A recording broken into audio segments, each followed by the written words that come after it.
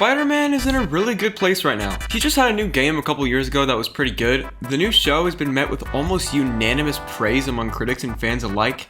And a brand new movie just got announced. Spider-Man Brand New Day is the next movie in Tom Holland's Spider-Man career.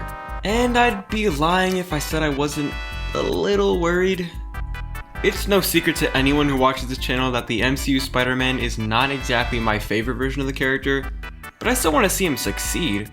So let's talk about just that, about what this movie needs in order to become a beloved classic. Brand New Day has been described multiple times as a fresh start for the character, and I really hope they actually mean that.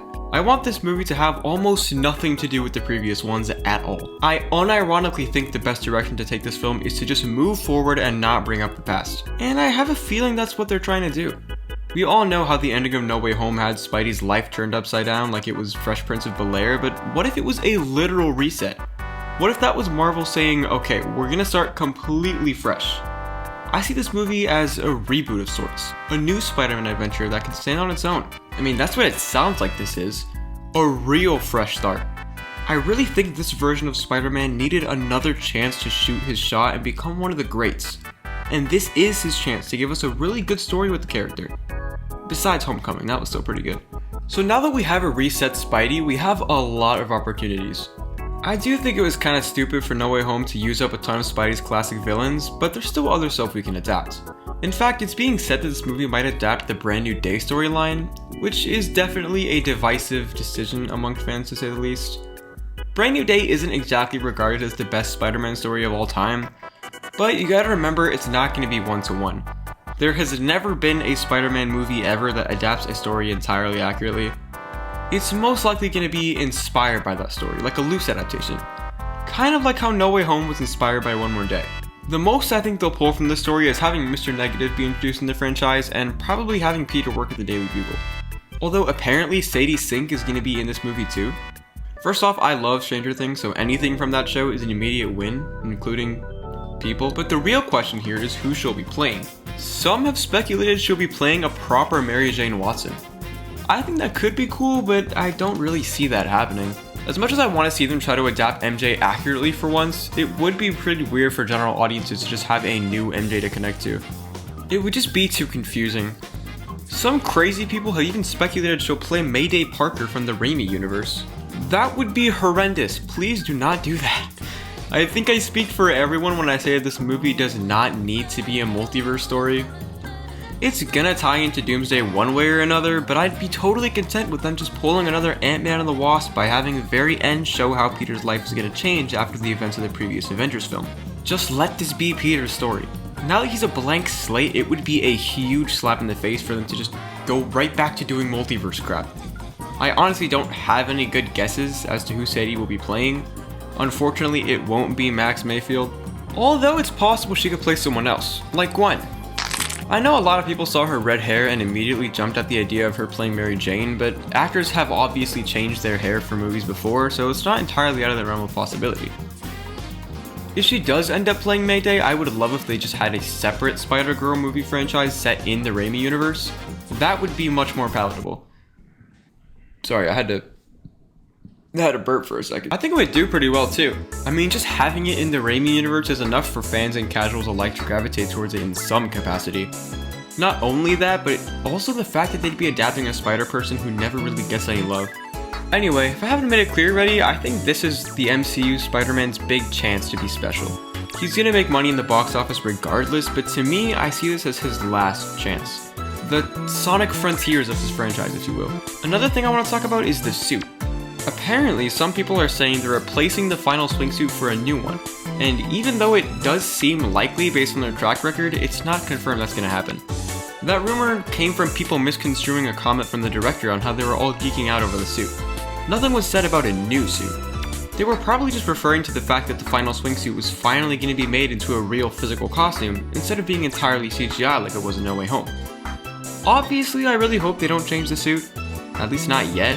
I do think we need to spend a little bit of time with this costume first. I made a whole video about why Spider-Man having too many suits is a problem if you're interested. Seems like everybody loves this suit, so it'd be a poor decision to just immediately throw it in the chopping block. I mean, what's there not to love? It's undoubtedly the most comic accurate Spider-Man suit ever put into anything. Mainly because of the shiny fabric that emulates the way he's shaded in the books. Very smart choice. The logos are simple modernizations reminiscent of logos we've seen before. Plus, the front emblem is bronze. I know a lot of people hate this, but I personally love it. It looks great. And there are people out there who will tell you that it's not gold and that it's only the lighting, but they need to learn how lighting works because it is very obviously not the lighting. I mean, you can even see in the actual movie that the logo is gold when light hits it and there's not even any yellow light. And when it doesn't hit it, it still looks black, so what are you even complaining about? Anyway, the formatting is overall very nice looking, and the lines being transferred over from the Far From Home suit was a great choice. Some may recoil at the sight of these. Lines on my Spider-Man suit? How could they do this to us? But in actuality, I think that it adds a very satisfying layer of detail to the blue sections. And it's not like they're intrusive either, you can barely even tell they're here. I mean, at first people weren't even sure if the suit had lines on it at all. This costume is fantastic, and I wanted to make a whole video dedicated to it for a while, but I really just don't have enough to say about it. It's just perfect. I only wish it wasn't so greenish in Spider-Man 2. The thing that makes this suit so appealing in the first place to me is the unapologetic blue. It makes this suit a little less desirable when it looks teal for most of the time. And no, it's not the lighting of the sun, it just needs to be more blue and less teal. It's not a lighting problem, it's a fabric problem. Is it really that deep? The answer is yes and no. Literally doesn't matter that much. Why do you think I'm so lonely? What scares me a little is how this suit is going to change once it's put into live action. Obviously, it's not going to look exactly like how it does everywhere else. The most I expect to change is probably the shade of blue and maybe even the fabric in the red. I could see them going for a different texture in the red sections, and I fully expect them to change the shade of blue, at least a little. I don't know why, but I could totally see them going for a more true cobalt blue instead of the lighter shade.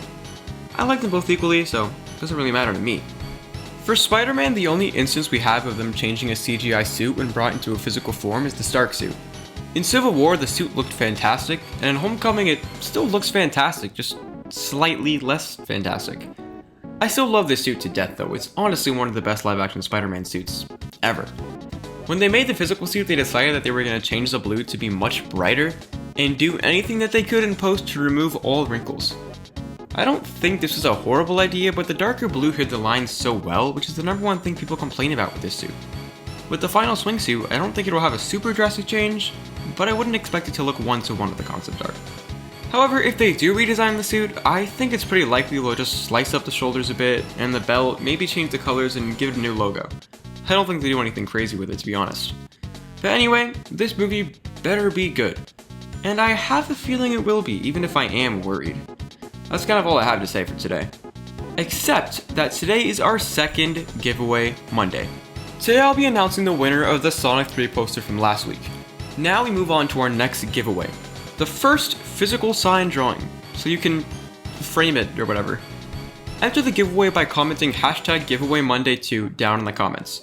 Although I ask to please make sure that you are allowed to receive packages and give your address to an internet stranger such as myself before you enter, since obviously this isn't gonna work if you can't do that.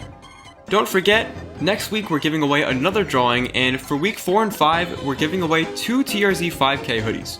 So get hyped. Thank you for watching, and God bless.